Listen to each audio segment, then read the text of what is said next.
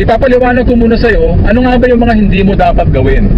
Pangalawa na huwag mong gagawin mga ka-fixit, do not turn off your car. Do not turn off the engine. Baka isipin mo, para mapahinto mo yung iyong sasakyan, i-off mo yung iyong sasakyan para huminto yung iyong sasakyan. So hindi po dapat gawin yun mga ka-fixit, kasi ultimately pag in-off mo yung sasakyan, imamatay din po syempre yung engine, at maaari mag-lock yung steering wheel, at mawawalan din po ng power yan, yung power steering mawawala.